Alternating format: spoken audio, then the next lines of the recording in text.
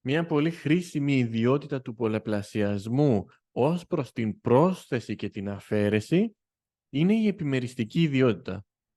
Έστω ότι έχουμε έναν αριθμό α που πολλαπλασιάζεται με την παρένθεση β συν γ.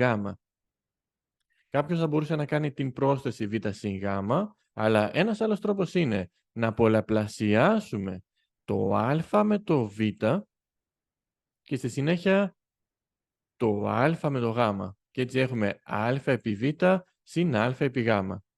Το ίδιο μπορεί να γίνει και με την αφαίρεση, δηλαδή α επί β πλην γ ισούται με α επί β πλην α επί γ.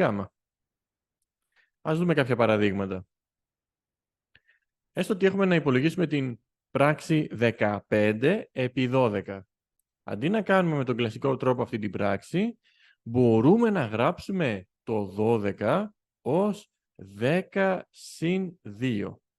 Έτσι, σύμφωνα με την επιμεριστική ιδιότητα, θα πολλαπλασιάσουμε το 15 επί 10 συν το 15 επί 2.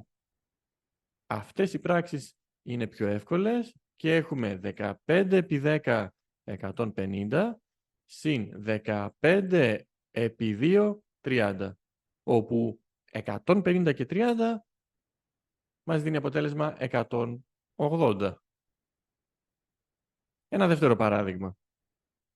Έστω ότι έχουμε την πράξη 31 επί 7 συν 31 επί 3. Αντί να υπολογίσουμε τους πολλαπλασιασμούς, μπορούμε να δούμε το εξής. Αυτή η πράξη που έχουμε μας θυμίζει αυτό το αποτέλεσμα της επιμεριστικής ιδιότητας.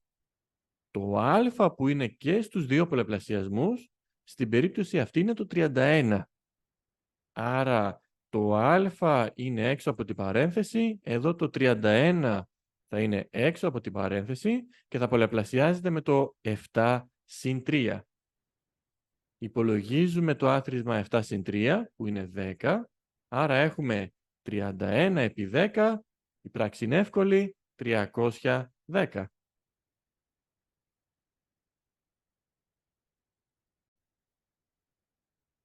Δεύτερη άσκηση, να υπολογίσετε την τιμή της παράστασης.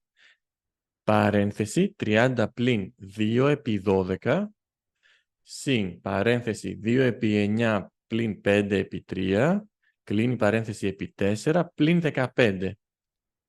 Πάμε να κάνουμε αυτές τις πράξεις.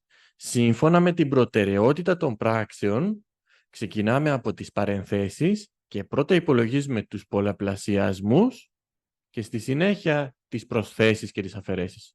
Οπότε, οι πρώτες πράξεις που θα κάνουμε είναι το 2 επί 12 και το 2 επί 9 και το 5 επί 3.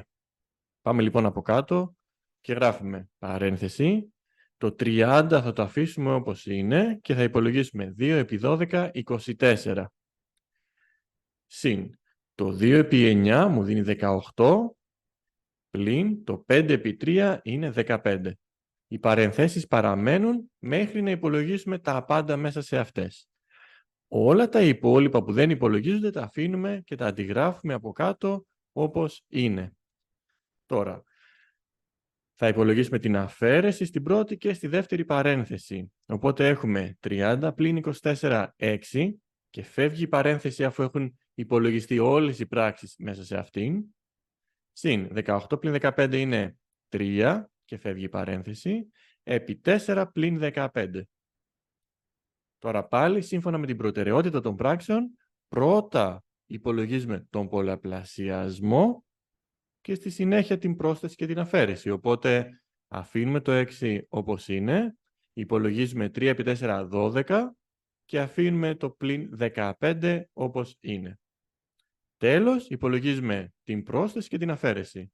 6 συν 12 είναι 18, πλην 15, το αποτέλεσμά μας είναι 3.